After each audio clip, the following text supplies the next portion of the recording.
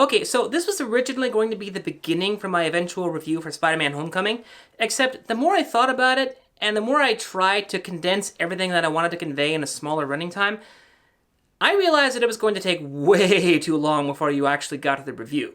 So yeah, this is going to require its own video. Ladies and gentlemen, I present to you TheNorm's brief history of the Spider-Man movies.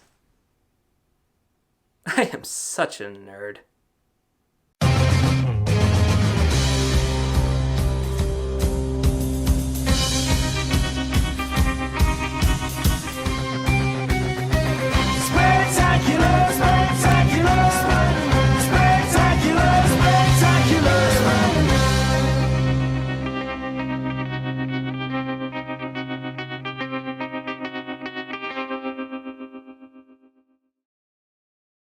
Way back in the 1990s, Marvel Comics was going through a series of financial difficulties. Part of it was because of a number of dumb creative decisions, and part of it might have had something to do with cocaine.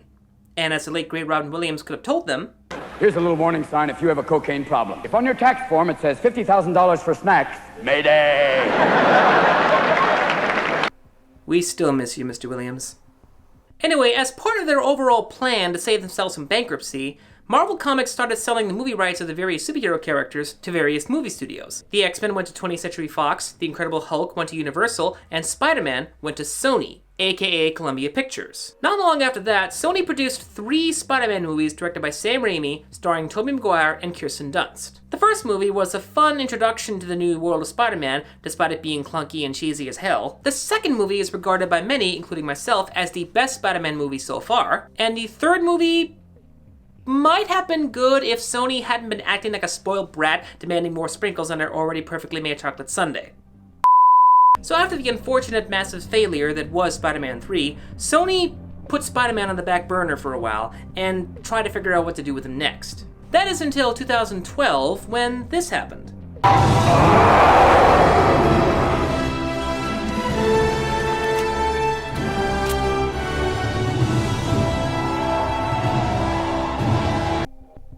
Best movie experience ever.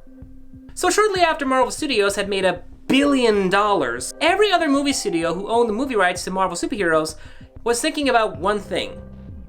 How the hell are they gonna maintain their rights? See, when Marvel sold the movie rights to the superheroes to the other studios, one of the caveats within the contracts was that if they're not making movies with these characters, Marvel, which is now part of Disney, could get them back. And after seeing how much of a massive success the Avengers was, everybody wanted a slice of that pie. Therefore, Sony got to work on rebooting Spider-Man with a brand new movie series in a brand new universe with a brand new cast and a brand new director.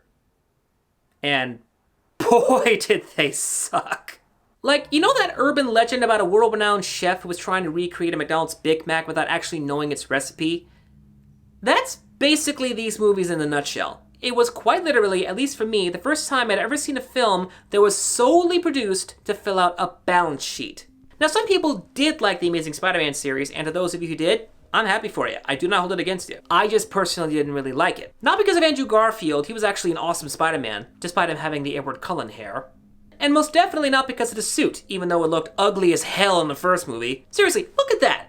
That looks like a Halloween costume that got Vaseline spilled all over it. But to be fair, it did look a lot better in the second movie. No, my problem with the Amazing Spider-Man series is the fact that they completely betray the Spider-Man mythos. See, the thing about Spider-Man that makes him so appealing is that he's a hero by accident. He's just a regular guy who's trying to figure out where he fits in life, who happens to stumble upon these great powers and has to learn to take responsibility with them. However, in the Amazing Spider-Man series, they completely mess it up by rearranging his entire mythology so that he's suddenly predestined to become Spider-Man, which takes away everything that is appealing about him as a character. So many diehard Spider-Man fans like myself were just waiting for Marvel to jump on Sony and take Spider-Man back. And well, our wish actually managed to come true. See, shortly after the epic failure that was The Amazing Spider-Man 2, Marvel approached Sony and said, look, we know you guys like Spider-Man, and we know that you clearly want a piece of our pie. So here's what we're gonna do.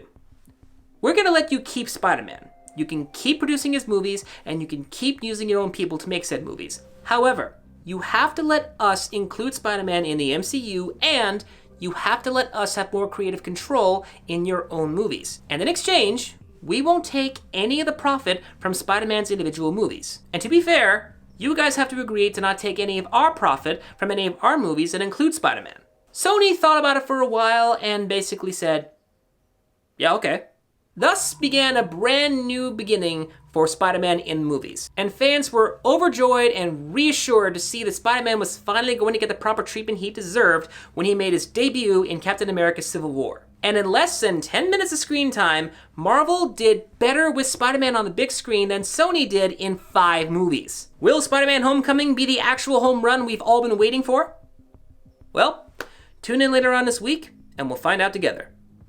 Oh, and in case you're wondering, I'm still working on my retro review for Ronin. This is going to take a little while longer than I thought. Ladies and gentlemen, I am TheNorm, telling you when Hollywood gets things wrong and when to get things right. Thank you all for watching.